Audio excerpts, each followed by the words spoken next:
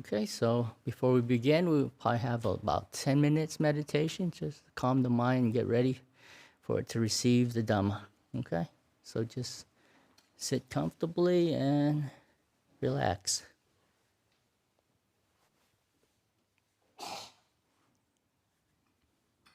Okay.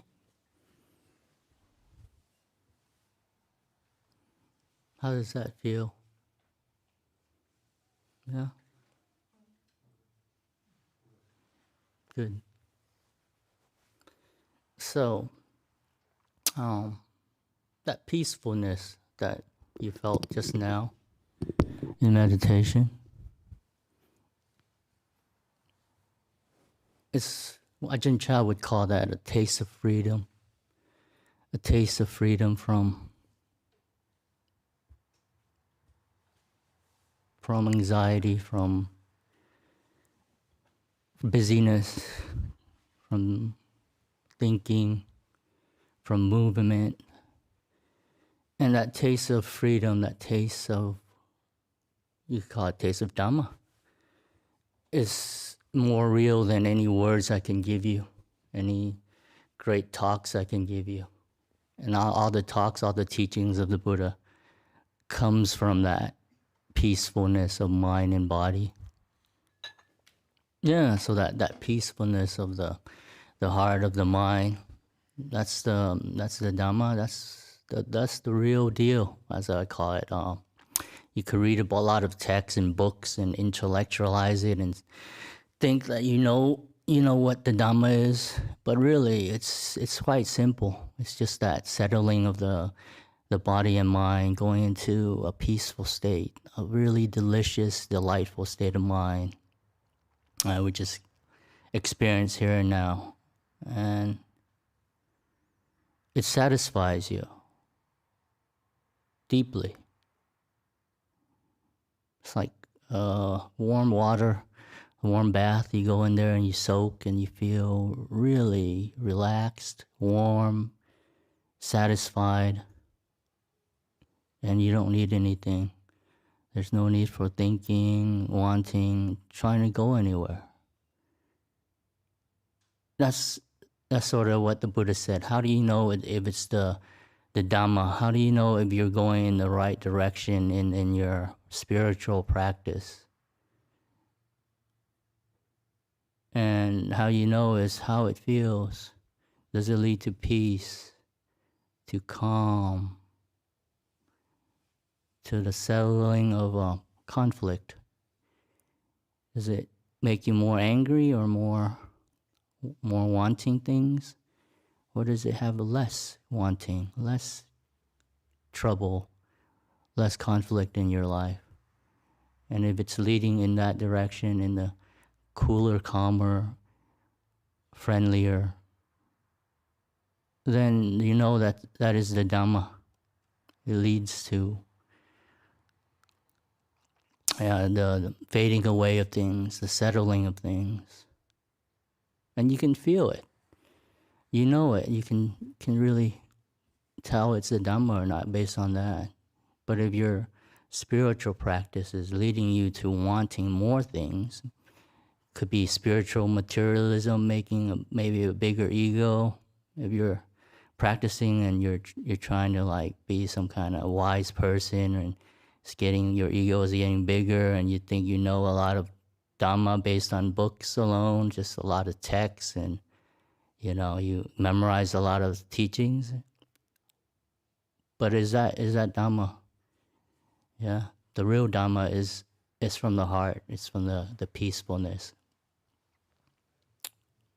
So that's a way to engage, how to measure, how to know you're going in the right direction. Yeah, and for me, it's always been like that. I wasn't too much into the books too much. I mean, I know my suttas, I know the main teachings, but when you go inside, when you meditate, you know that's the Dhamma. There's no one that needs to kind of tell you, oh, you're in the right direction, or yes, the teachers approve of me. You don't need that, actually. You know it really, really know it inside of yourself that you are going in the right direction, regardless if the teacher says yes or no. It's this intuitive knowledge that everybody has that inside of them, regardless of what religion you are, what you believe in.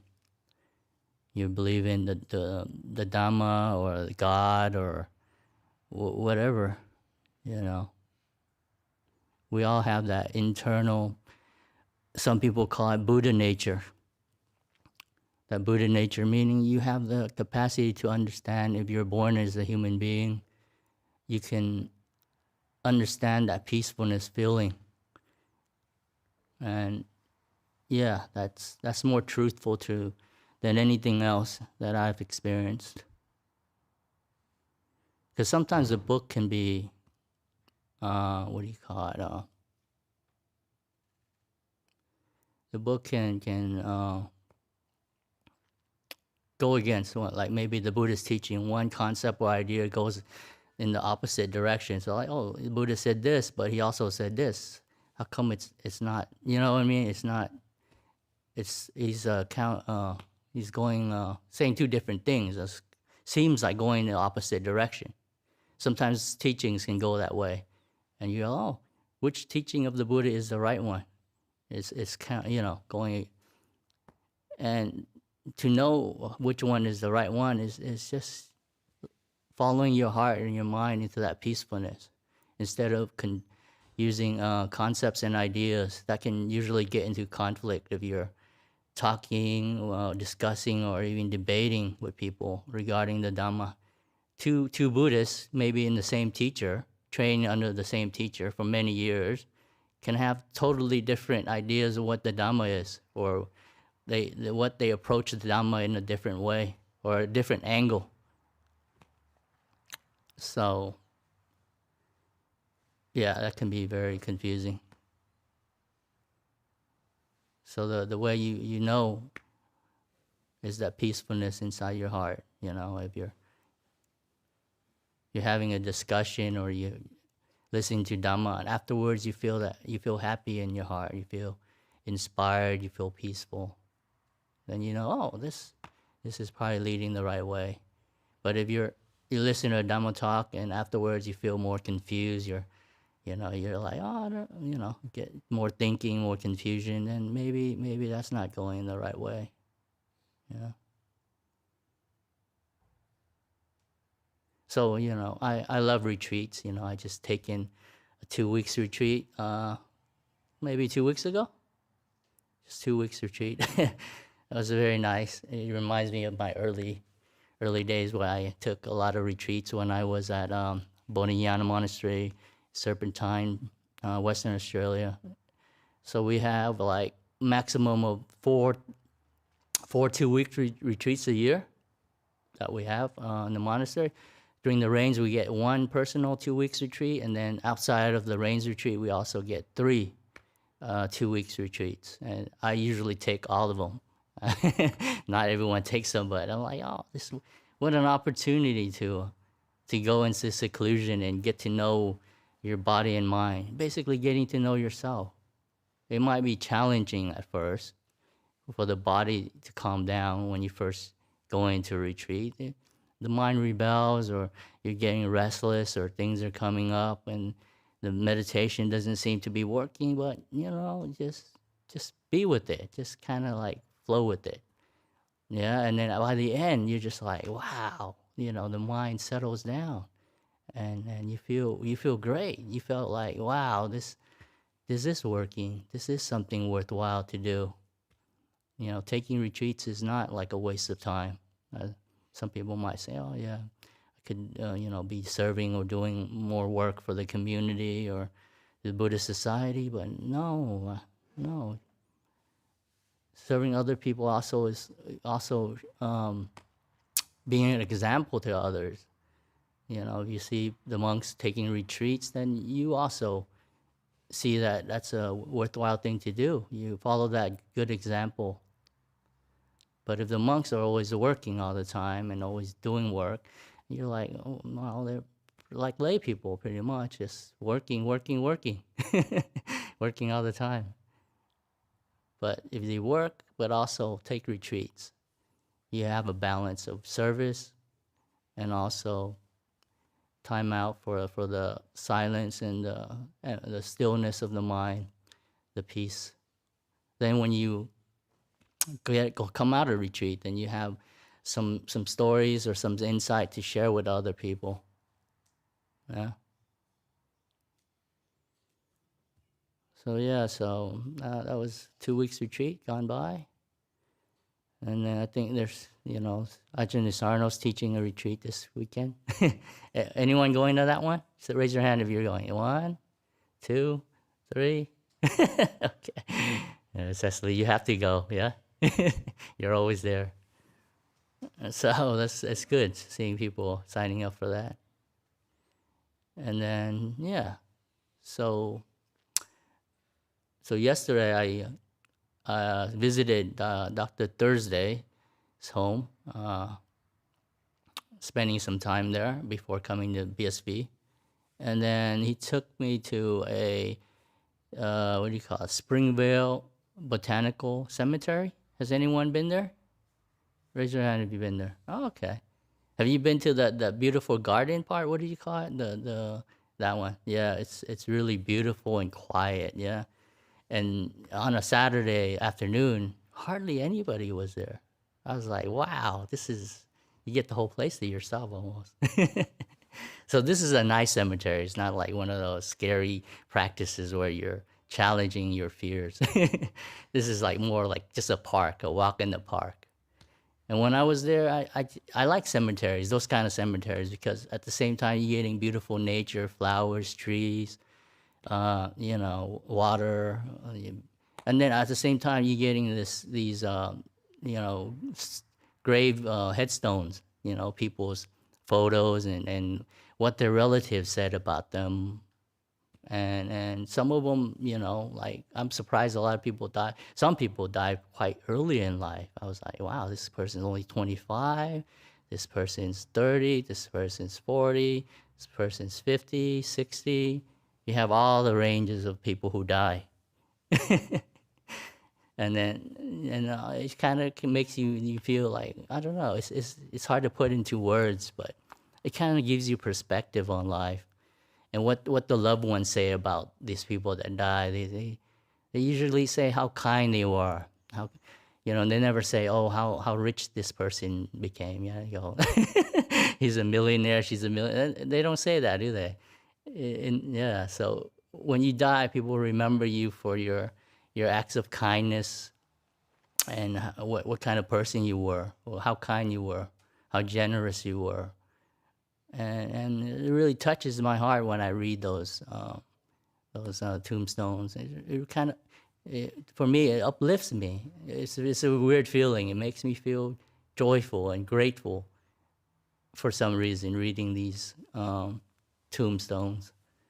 It makes you grateful that you're still alive, that you have the opportunity to practice the Dhamma, and in a sense you too will be like these people that will pass away. And how will you want to be remembered? How do you want to be remembered when you die? What would your tombstone say? Yeah.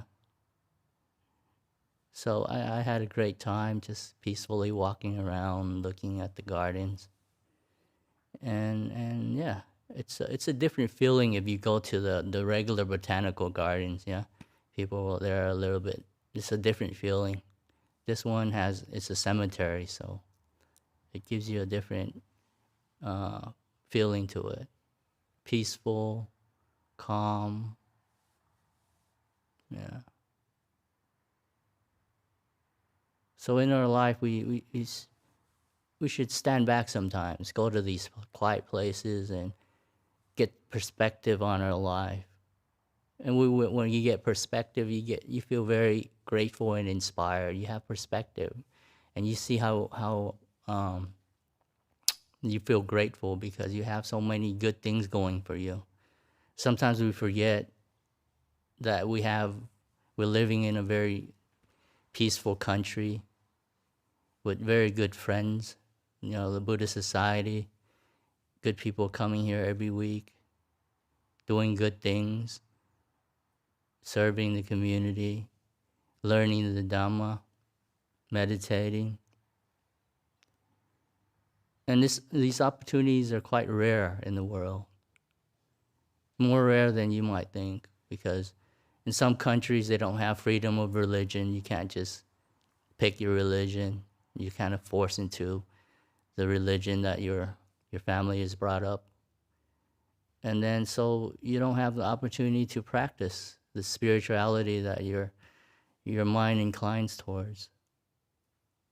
Here we have the opportunity. We get to explore, we get to discuss, we get to talk about these things and ask questions.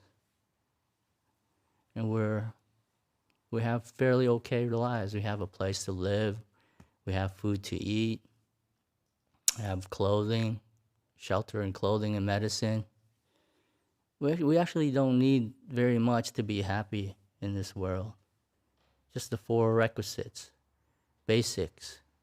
You don't need to be rich. You don't need to work overtime to make the extra money. Actually, you just need to pay your rent, your bills, and just have a bit of savings, kind of there just to, for a rainy day, and then spend more time in quiet, in at the quiet places like parks and monasteries.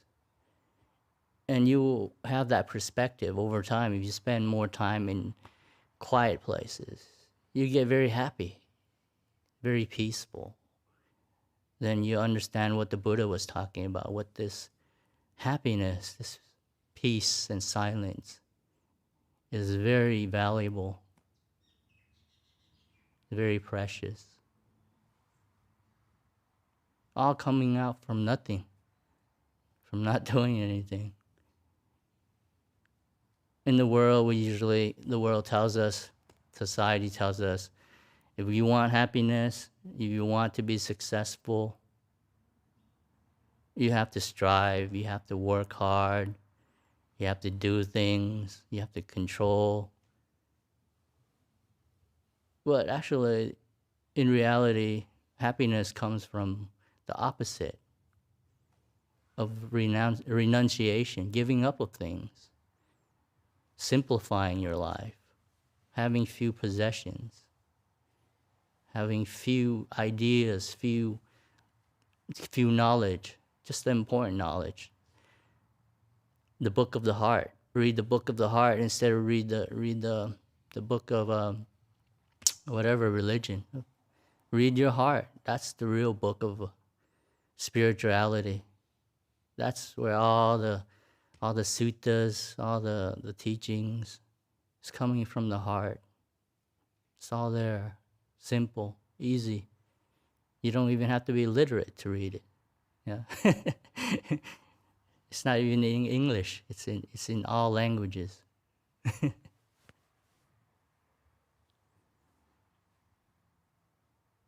So turning inwards, giving yourself the peaceful moments of life. There's a saying, grant yourself some peace and quiet, and you realize that you've been running around, scurrying around about unnecessarily. Once you taste that peace, then you realize it's not a good thing to run around. You have perspective. And I can feel that in all of you today, that you do feel that peace. I can see it. I can feel it in all of you. You know what I'm talking about. Maybe not to a very deep degree, but you do. You have that. That's sort of why you're here today. You're spending your Sunday morning sort of like getting some of that peace and quiet in your heart.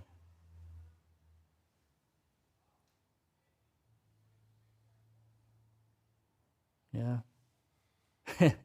Okay. So, I wonder if I could tell any Nasruddin stories today. Okay. Maybe, okay. So Nasruddin is a Sufi sage from the Islam mystic tradition. And then so one day Nasruddin was invited to the palace by the king to have lunch. And so the king, they were having eggplant. They were serving eggplants for lunch. And then the king told Nasruddin, "Oh, isn't this the most delicious vegetable you ever eaten before?" "Oh, yes, Your Majesty. This is the most delicious vegetable, the eggplant." And then so the king had the same dish served 10 days in a row. Yeah. And by the 10th day, the king was fed up with the food. He was like, "Oh, isn't this the worst vegetable in the world? Nasruddin, isn't that?" And Nasruddin said, "Oh, yes, Your Majesty. This is the worst vegetable in the world." And then so the king said, "Oh, didn't you just say it was the best like 10 days ago?" And Nasruddin said, "Oh, yes, but I'm the servant of the king, not the vegetable." Okay, we can stop there for now. And have any questions?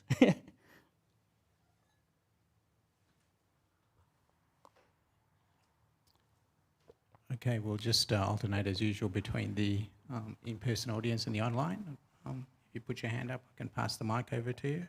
Otherwise, we'll move on to an online.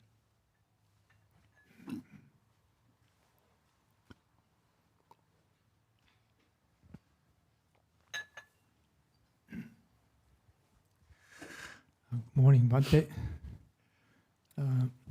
Last week there was an interesting issue about women being ordained. Apparently the Buddha said that his teaching would last for 1,000 years, but if women are ordained, it would only last for 500 years. So my question is Buddha's Dharma still relevant or potent now? Because 2,500 years passed. And it seems like in the past, when Buddha was there, there were stories of 500 people spontaneously awakening during a Dharma talk. Yeah. But now, you never hear of anything like that. I mean, it's very rare for even one person Anyone to wake enlightened up. today? Raise your hand. Anyone got enlightened? We're all going to wake up today? Okay. So, yeah, just So what's a your question? theoretical question. One, Okay. What's different now? Like, why can't 500 people wake up spontaneously now? I think when they say 500 people, it means just like the number they picked. It wasn't exactly 500. It's just, I don't know, a standard number that they had in the suttas. Usually it's 500. Yeah, you read the suttas quite a bit. They say, oh yeah, there were 500 monks that was listening to the teaching of the Buddha, or 500 lay people. It just means like a big number, in my opinion. So it's a large number of people. Huh? Why don't you just get one? One? One person? No, it's just a large number. There's more than one. No, that's not the point. Yeah. The point is, okay, back then 500 people allegedly Yeah. were enlightened from a Dharma talk. Yeah. Today, Yeah. with Dharma talks, you don't even get one person. Oh, okay. Yeah, I mean, that was the Buddhist time, so I can't say the Buddha's not here now. But yeah, I mean, it's hard to say, how many people really got enlightened there, but I think it will be more than now. You agree on that? Yeah, but the question is why? Why? Oh, I don't know. It's a hard question, isn't it? It's just why people are not enlightened now. What's changed? What's changed? Why? Is it harder for people today? Like, is there a lack of leadership with the Dharma? Like, what's changed? What's changed? When you when you read the Vinaya, there were a lot of dodgy people in the Vinaya. They weren't all like super monks, Some of them were, created like the six of them, the group of six that broke a lot of rules. Yeah. And then the Buddha had to like put down rules because they were breaking rules and upsetting the lay people. And then so that's how the Vinaya started. The rules being broken. And then the Buddha had to lay down the rule. He didn't just lay down every rule all at once, but it was laid down because some of the monks broke rules, and then so he had to put down the rules.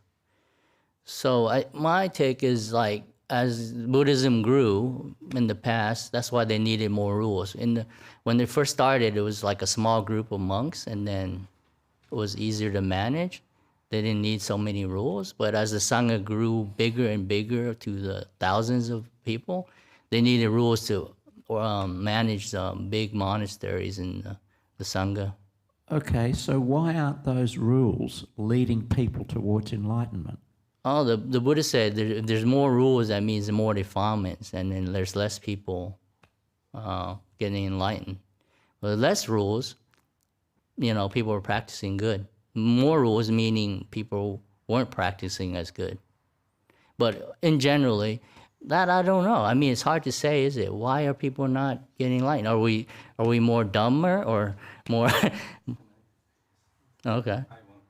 Yeah. Oh, you want a question? Okay. Bandana Bante.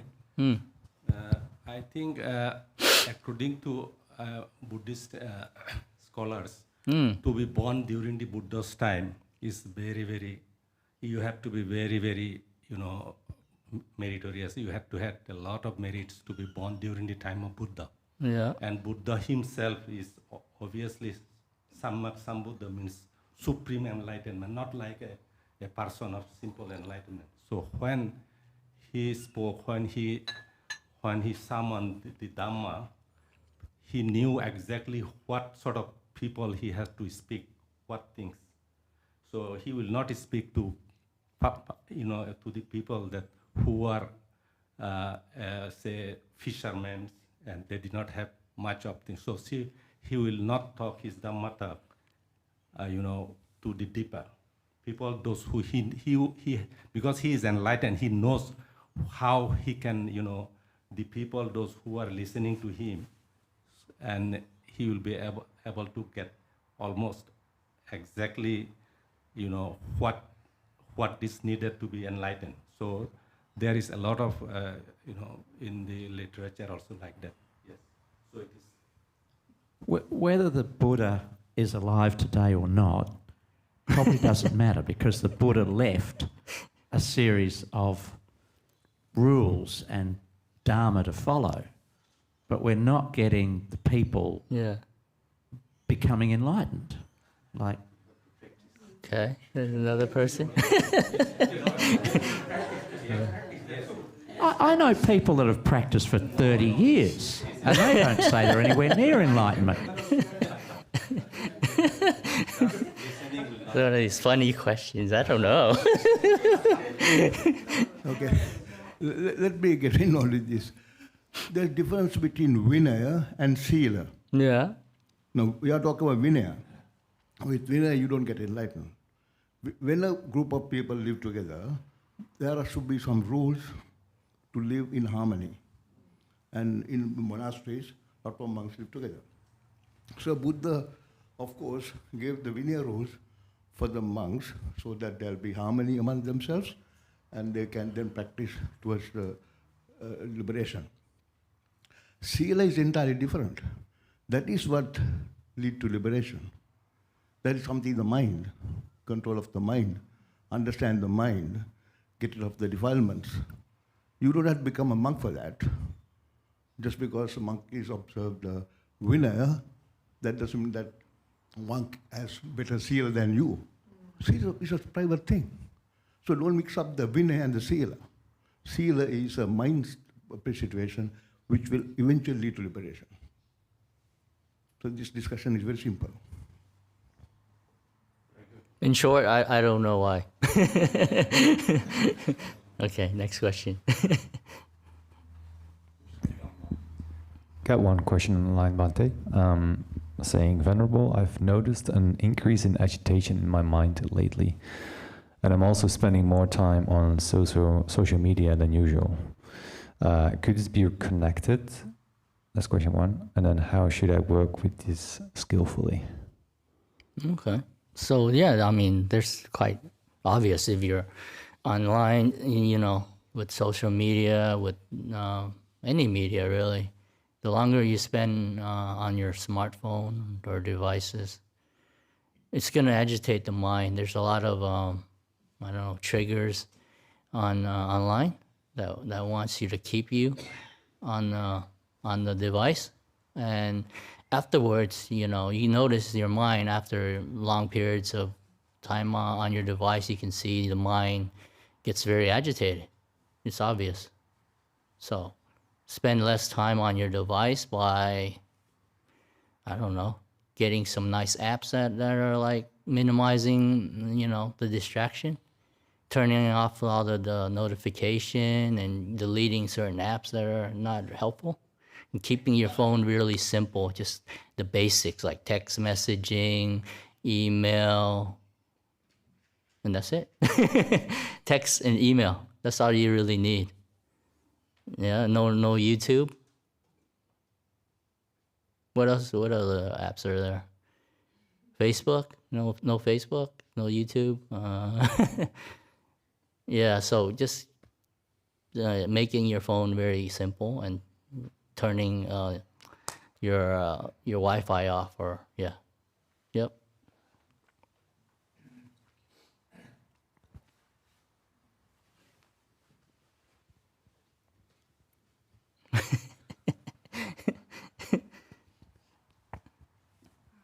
Hi, Venerable. Thank you for your talk today. I'm getting really excited about my job and my work recently, and I'm finding when I sit down to meditate, my mind becomes obsessed with thinking about that, and then I'll be able to pull myself back to focusing on my meditation object once or twice, and then I lose myself again and the meditation's over. And I'm concerned that this will become a habit. And yeah, I was wondering if you could share any words of advice of how to let that go in my meditation. Yeah, because Yeah, sure. This is a new job you are starting? no, it's the same job. It's just going really well right now. Huh? It's still going. How long have you been in this job? This is my 4th year in this job, but the last 3 years were really bad. But right now, it's really good. Oh, good as in you getting a promotion, or? I might be getting a promotion. That's probably part of what's getting me really excited. Okay, there you go. Some change, some positive changes. Yeah. Okay. So you might get a promotion, and then you're excited because you think that's gonna make you happy.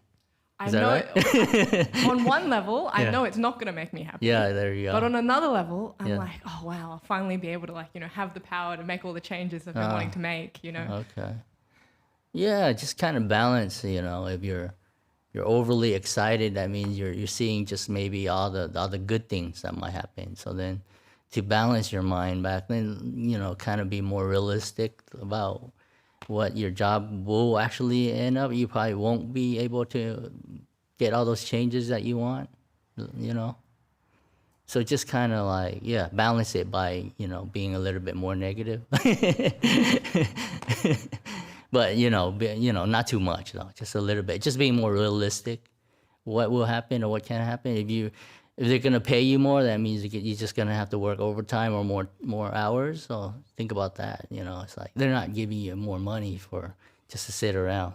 So you think about that, you're not so excited. You're like, oh no, I have to work more now.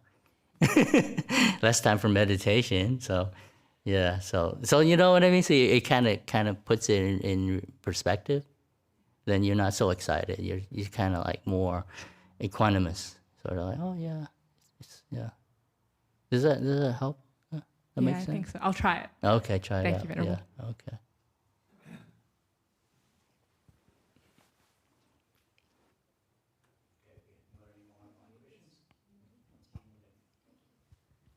Thank you, Bante. I've got a teen who's normally very calm or in the past very calm and always pleasant, polite, all that. But recently he's getting quite worried about his study and become very irritable and just easily very moody. I understand he has a lot of worry about his study and all that, and it's a stage with hormone in the head. What's your advice to try to support him, as in to stay calm, and you say, oh, it doesn't matter, try our best, but they are still in that stage of really moody and sort of anxious state. What's your advice on that? Thank you. Regarding his studies. Yeah, that's his major worry. Oh, because he's having exams coming up? He's just anxious to do well. That's What year is he? year 8. Year 8? He's just, yeah, he is. 8 years old, you mean? No, not year 8. No, okay. 8 year, like, You're 8 in school, teenager, okay. 14. I got you. Not 8 years. That's a 14, bit too teenager. early. Yeah, okay. Yeah, so I noticed there's like a lot of more pressure in our current world, in even the teenagers and the children that grow up here. Because I was at Dr. Thursday's, and he does a tutoring kind of business he has. He tutors children after school, and then I think I was on Friday afternoon. So the children came, they're done with the week, and then I was amazed that they came for another 3 hours of tutoring after the long week. So Friday, it's all done. You go home, have fun, and play. 3 hours more of study, and I was like, wow, this is quite stressful. Yeah. I think, and then Dr. Thursday was saying, oh yeah, it's very competitive now in the world, in getting into a good school. So the parents want their children to go to the good school, so they, go to put them in private school, and then also have extra tutoring. So our children nowadays are not having fun like when I was a child, which is like, Friday you go home, just throw the books and you just run out and play. That's my childhood. I wasn't too stressed out. So nowadays, because the world is more crowded, the population is, there's a competition for just the basic needs to live, like, home, having a house, having a car, having a family, just having the basic, life. It takes a lot of work and stress just to have the basic necessity. So that's, maybe that's sort of where your child's coming from, because of the other kids or because of you, or, what's the pressure coming from? I think mostly himself. Of Himself. Expectation. But that must be coming from somewhere. Why would he expect? Peers, he felt his friends are doing better. I think a bit of. There you go, peer you pressure. do your best, but he's still, Yeah, peer pressure. So there you go. Because teenagers and children often get peer pressure a lot, and they get it's common. Even when I was growing up, I got peer pressure and doing stupid things that I didn't really wanted to do, but because everyone else, kind of like put down on you if you don't join the crowd, then there's something wrong with you, and they pick on you and bully you. Yeah. So that's coming from his peers, and how to navigate that is, bringing him to maybe the teens group here. Maybe that would help. I think I'm scheduled to teach the teens group. So anyway, so that way you can condition him in a different way, talking to monks or Dhamma practitioners, and kind of like reconditioning him, peer pressuring him in a different way, go a different direction, to relax, peer pressure to relax. Yeah, that's the peer pressure here. You got to relax. Yeah, so would that work? Do you think that would work? Can try. Don't know. Okay. Thank you. Okay. We haven't got anything online. Any questions in the audience?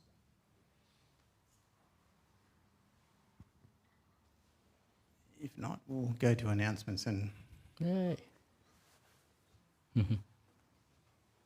by the way, his name is not Dr. Thursday. We refer to him as Dr. Thursday. Yeah, It's that's right. not his real name.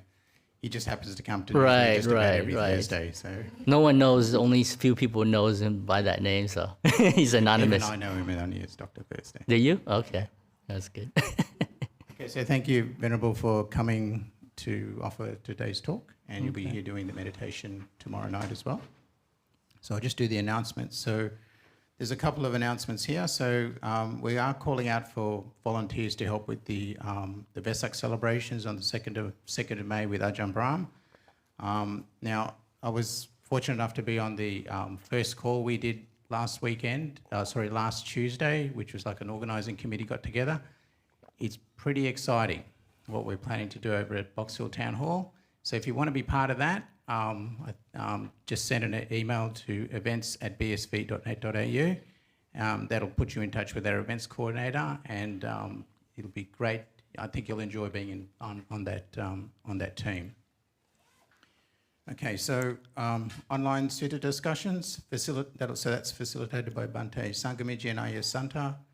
That'll be next Sunday, the 7th of March, and the session commences at 7 p.m. Melbourne time, and you can find more details on that on our Discord channel. Also, next Saturday is our first, it's got Sunday here, today. So today we've got our lay discussion group, Ajahn, I look at you, you always give these great, to sort of finish off with these Dhamma talks. So Dr. Jaya and my father Satish will be doing the facilitating that discussion there. So that'll be from the later discussion group goes from 12:30 to 1:30. It'll be up in the library. So if you'd like to join that, please join that. And look, today we had this discussion, and well done in terms of trying to facilitate that. Occasionally we get these sort of things. It's very orderly, the questions, but once in a while it goes a bit sort of really haywire. And well done trying to manage that today. So look, those discussions are great to come into the lay discussion. That's exactly what they're for. So if you have those sort of questions about how to bring the Dhamma in and use it in your daily life, then come along to those sessions. Okay. All right, so last Sunday, we were very grateful to the people who stayed back and helped with the cleanup of the place for this Kalyana Mitta cleaning day.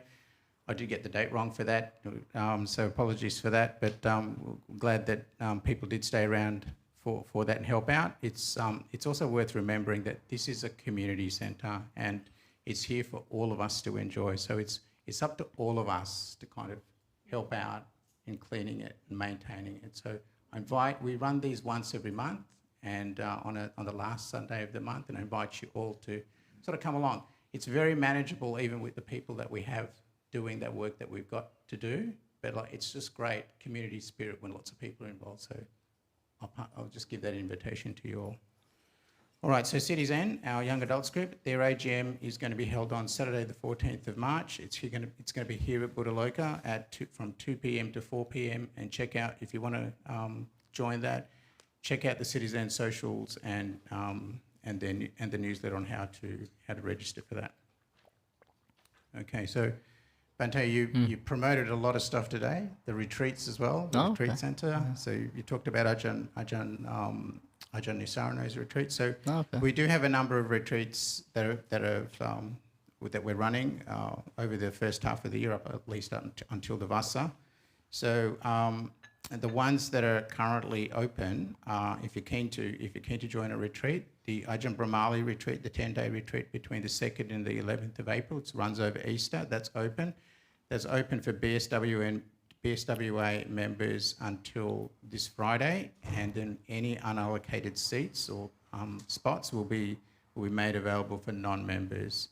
The Ajahn Brahm retreat, which is a 7-day retreat, that's from the 3rd to the 9th of May. That's part of the Vesak celebrations. The ballot for that was opened last Sunday, and the ballot will remain open until this evening at 6 p.m. And any unallocated tickets will be made available to non-members as well. So if you want to get involved in if you want to join any of those retreats, please check out the website at bsv.net.au/retreat-centre or the newsletter for more details.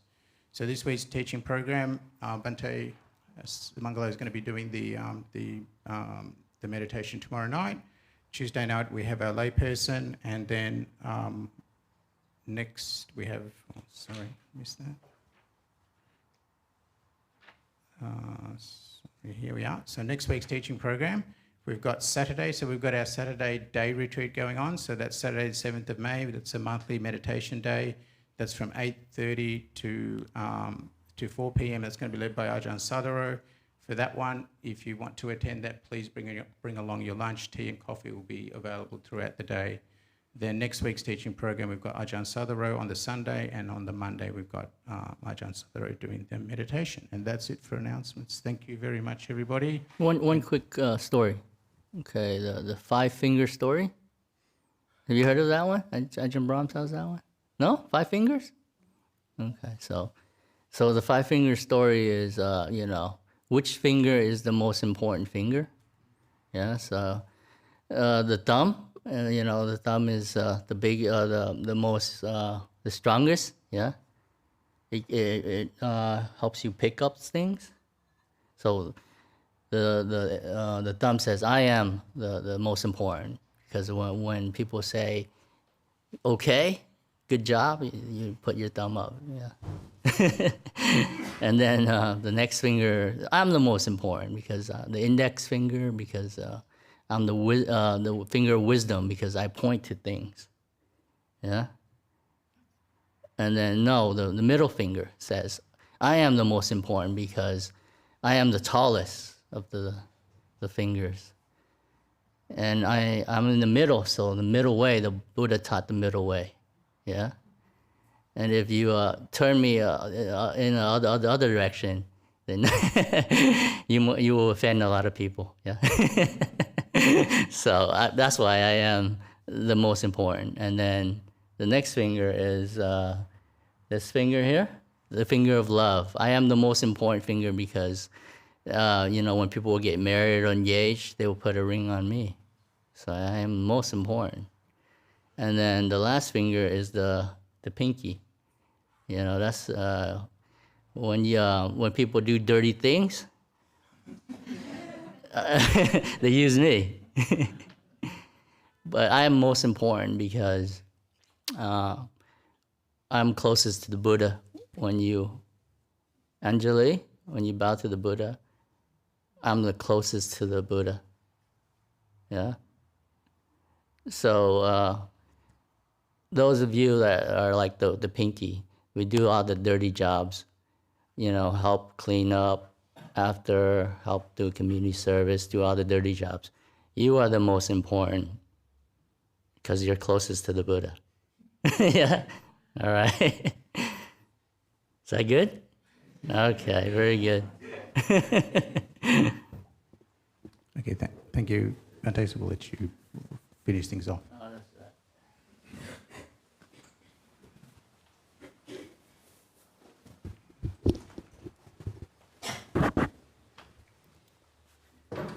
Arahang Sama Sambuddho Bhagava Buddhang Bhagavantang Abhivademi Swakato Bhagavata Dhammo Dhammang Namasami Supatipanno Bhagavato Sāvaka Sangho Sanghang Namami.